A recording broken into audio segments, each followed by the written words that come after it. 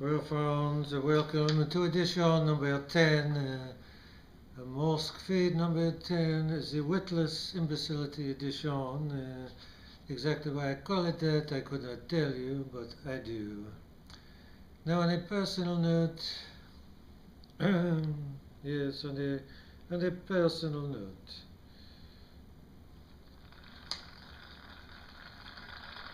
Thank you, my studio audience.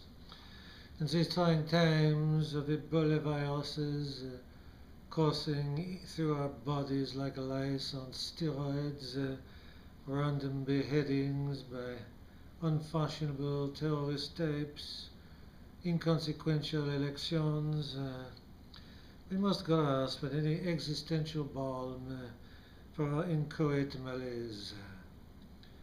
One movement, not bowel movement, but one spiritual movement, utterly Machiavellian, evisceration of our most primitive virtues, is peanut butter for peace. Yes, my friends,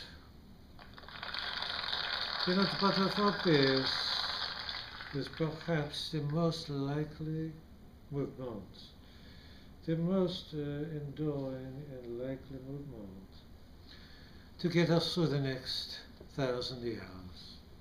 Thank you very much.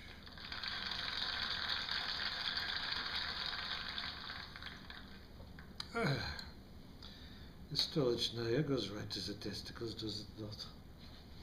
I think perhaps it does.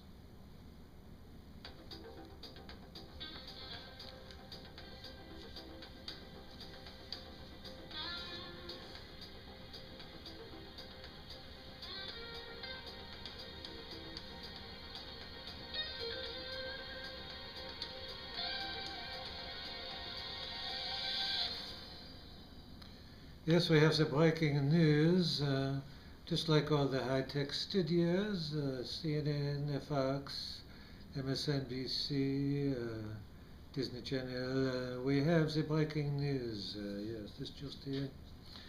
Twice in the past week, two private companies in the United States have attempted to launch vehicles into space, which have both crashed utterly into the ground, proving once again that the United States cannot get it up.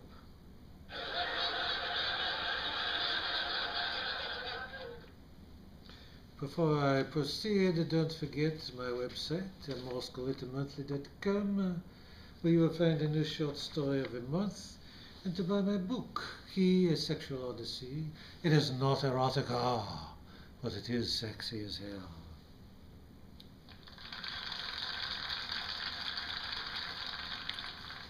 Moving on, Iggy Azalea. Iggy Azalea's moles were photoshopped away by SNL in their promo shots of the singer. She asked for them to be put back, saying, quote, "I love those things," unquote. SNL replied, quote, "We misplaced them for now, but if we come across the moles somewhere, we'll send them back to you by overnight mail. We think perhaps Aidy Bryant may have sat on them."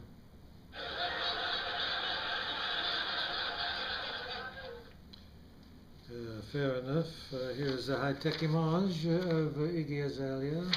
And of course, the high-tech Morsk studios gets image from around the world. Apple CEO Tim Cook recently revealed publicly that he was gay. And here's the high-tech image of Apple CEO Tim Cook. He said, quote, "I believe being gay is one of the greatest gifts God has given me," unquote. Later, one of his employees raised her hand and asked, "Even greater than the iPhone 6?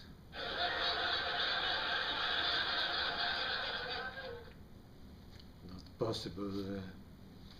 Kylie Jenner, and we have the high-tech image of the Kylie Jenner, has recently poo-pooed rumors that she had her lips inflated. "I'm bored," she said, quote, "I'm bored with this. Let's talk about some real shit," she said, unquote, When asked to confirm or deny the rumor, she said, quote, "That's as crazy as someone having their butt inflated," unquote. Standing next to her, her sister Kim seemed oddly embarrassed.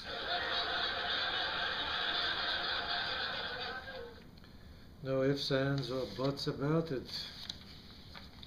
By the way, Hoda, I love you. You are an enduring piece of flotsam and jetsam. You're a beautiful example of space junk that populates the enduring sky. I love you, Hoda.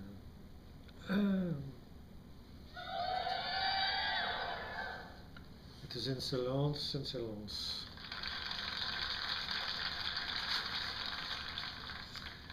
Florida Governor Rick Scott refused to go on stage to debate Charlie Crist for the first 7 minutes because Crist had a fawn in his podium. And here is the high-tech image of Crist being held up by some unknown lunatic. Apparently the fan was against the rules.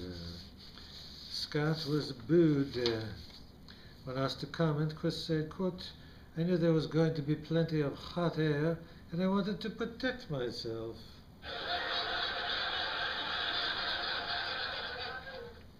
A good point, Chuck. Kimberly Guilfoyle, here's a hot high-tech image, the hot high-tech image of Kimberly Guilfoyle of Fox's The Five, said that when it comes to young women being on a jury, her policy is, quote, "to just think and excuse them so they can go back to Tinder and Match.com," unquote. She went on to say, quote, "Young women on juries are not a good idea. They don't get it," unquote. There was outrage expressed on Twitter, outrage about it. In defending herself, Guilfoyle said, quote, "Women are too busy pleasing men to think about such things as voting or being on a jury. At least I am."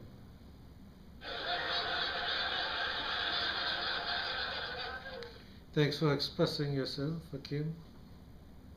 Many leaks about the evidence against a policeman in Ferguson, Missouri have come out, all in the policeman's favor. When the prosecutor was asked for a comment, his secretary replied, "He's out of the office revealing leaks. I mean, taking a leak," unquote, she said, correcting herself. Well, that clears that up. Thank you very much.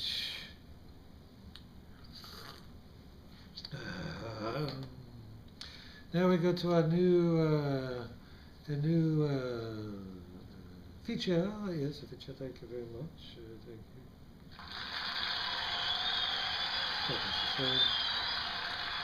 We get Twitters from around the globe, some of which I would like to share with you.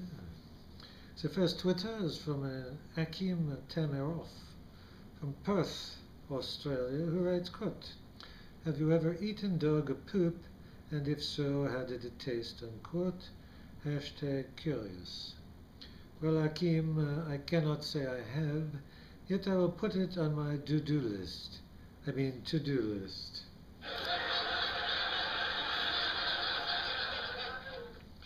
The second Twitter is from someone named Fagan Marks. Fagan writes, quote, "I am so in love with you. My rectum hurts every time I eat Brussels sprouts," unquote. #lustily yours.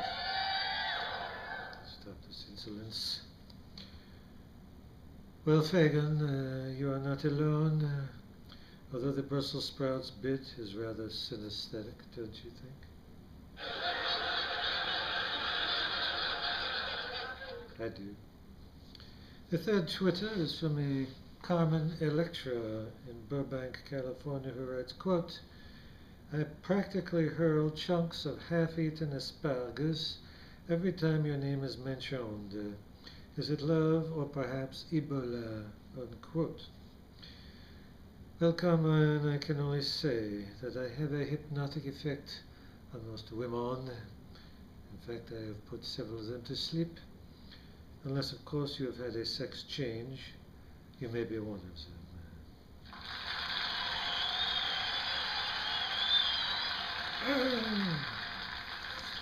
them. The final Twitter is from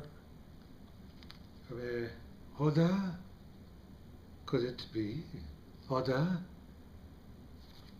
Hoda writes, quote, "If you mention my name again on the air, you'll have a lawsuit bigger than the hole in your rectum to contend with," unquote. Hoda, I knew it was just a matter of time before you raced to contact me. Stefan Morsk, I adore you, you lavender esplanade of deranged apostates. Well, my friends, that ends the Morsk feed number 10. It was insolence.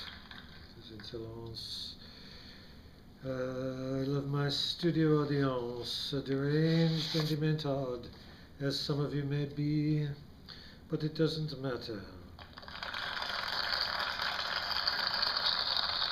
Olivia, remember, in the words of one of our greatest poets, and one of the greatest poets of all time, Snooky, who writes, quote, "Cut them bits up and suck them hoes like they know tomorrow's ohs."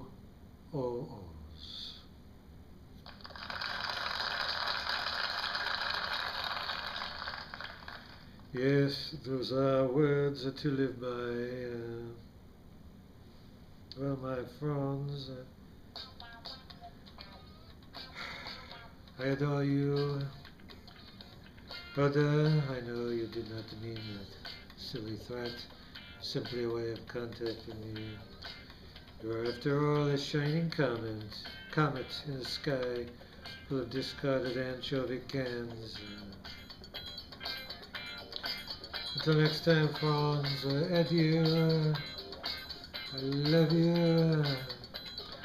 I will see you next time. Don't forget my website, morsklicandmonthly.com. Don't forget to buy my book, Key, A Sexual Odyssey. I love you.